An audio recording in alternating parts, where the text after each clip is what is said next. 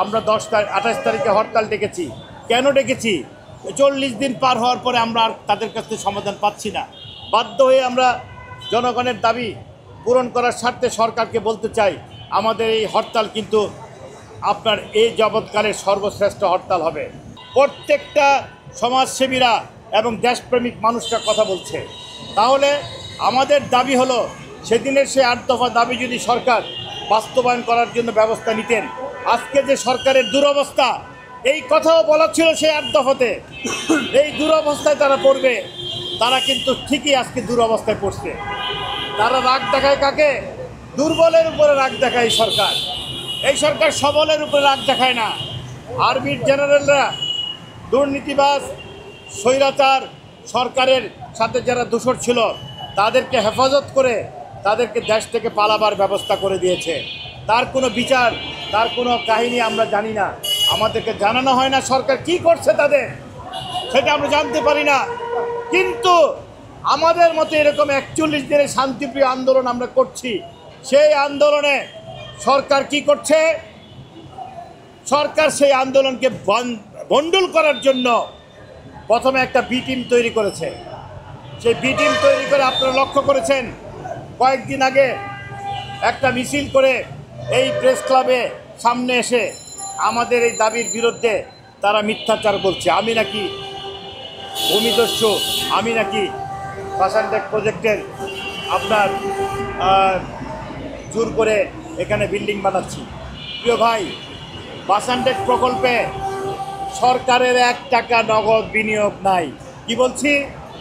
ভাসানটেক প্রকল্পে বস্তি পুনর্বাসন প্রকল্প হলো ভাসানটেক প্রকল্প। এখানে বাংলাদেশ সরকারের নট এ সিঙ্গেল পয়সা এখানে ইনভেস্টমেন্ট নাই। এখানে কোনো ব্যাংকের 1টি টাকাও ইনভেস্টমেন্ট নাই।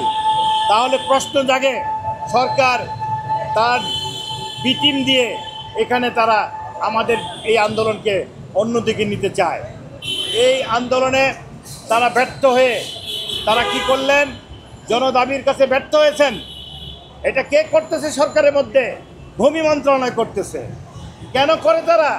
তারা 10 সাল থেকে আমার বিনিয়োগকৃত এই প্রকল্পে লুটপাট বলতে যা বলে, আমার ঘর থেকে, আমি ওখানে পরিবার নিয়ে থাকতাম বস্তিতে, থেকে এই বাড়িঘর বিল্ডিং ভাসানটেক বানিয়েছি।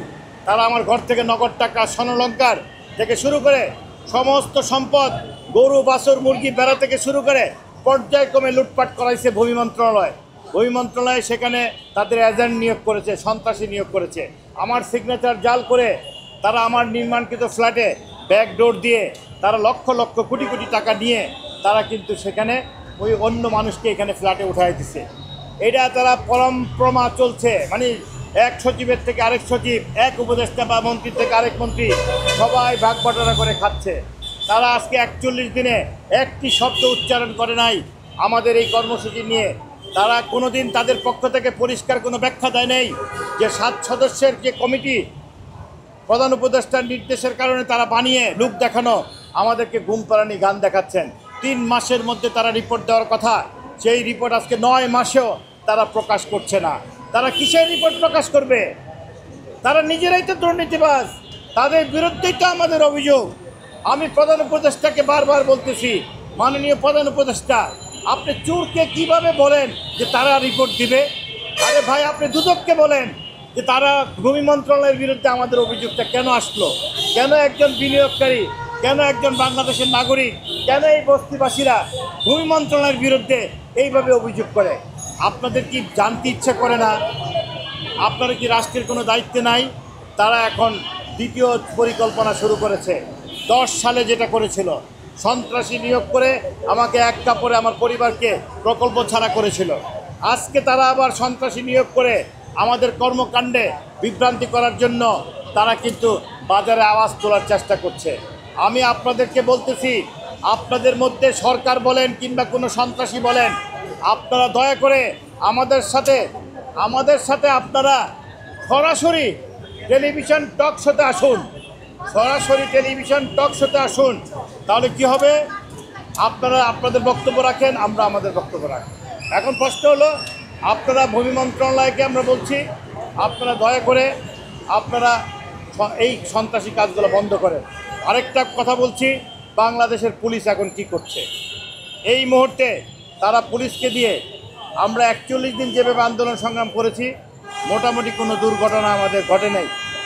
আমরা শান্তিপূর্ণভাবে আমাদের আন্দোলন চালিয়ে যাচ্ছি প্রেস ক্লাব প্রাঙ্গণে। দুর্ভাগ্য কি জানেন, গত 3 দিন যাবৎ পুলিশ আমাদেরকে উস্কানি দিচ্ছে। পুলিশ আমাদেরকে আইসা, আমাদের এই অবস্থানে আইসা তারা আমাদেরকে যে কোনো মুহূর্তে উচ্ছেদ করবে, তারা সেইভাবে হুমকি দামকি দিচ্ছে, আমাদেরকে গ্রেপ্তার করার হুমকি দামকি দিচ্ছে। প্রিয় ভাই ও বন্ধুরা, আমরা 28 তারিখে হরতাল ডেকেছি। কেন ডেকেছি? 40 দিন পার হওয়ার পরে আমরা আর তাদের কাছ থেকে সমাধান পাচ্ছি না। বাধ্য হয়ে আমরা জনগণের দাবি পূরণ করার স্বার্থে সরকারকে বলতে চাই, আমাদের এই হরতাল কিন্তু আপনার এই জগৎকালের সর্বশ্রেষ্ঠ হরতাল হবে। তবে শান্তিপূর্ণ হবে কিনা এই গ্যারান্টি আমি দেব না। আপনারা আপনাদের জায়গা থেকে পুরা শহর নিরাপত্তার ব্যবস্থা আপনারা প্রশাসন আপনারা করবেন। আমরা শান্তিপূর্ণভাবে মিছিল করব, আমরা হরতালের পক্ষে ক্যাম্পিং করব। আমরা কিন্তু একটা শর্ত দিয়েছিলাম যে আমরা চাই যে আপনারা অনতিবিলম্বে আপনারা আমাদের দাবিটা মেনে নেন। আমাদের দাবি মানলে তো সরকারের কোনো ক্ষতি নেই। তবে এখন পুলিশের অত্যাচার থেকে আমার জনগণকে বাঁচাতে চাই, আপনারা আমাদের পাশে থাকবেন। পুলিশকে পরিষ্কার বলছি, কারো উস্কানিতে আপনারা জড়াবেন না। আপনারা 24কে বলে যাবেন না। 24 কিন্তু আমাদের স্পিরিট, 24-এর পুলিশ হতে যাবেন না। তাহলে আমরা কিন্তু 24-এর ছাত্র জনতা মানুষ হিসাবে, জনতা হিসাবে আপনারা সেম রেজাল্ট আপনারা কিন্তু পাবেন। অতএব যারা বুদ্ধিমান তারা বুঝে নেবেন। সরকারের সকল মহলকে বলবো, আপনারা বসুন, আপনারা এই বিষয়টা সমাধান করুন। আর যদি সমাধান শান্তিপূর্ণভাবে করতে ব্যর্থ হন, এর দায় এবং দায়িত্ব আপনাদেরকে পস্তাতে হবে। আমাদের দুর্ভাগ্য, এই 8টা দাবি এখন পর্যন্ত আজকের সরকার বাস্তবায়ন করতে পারেন নাই।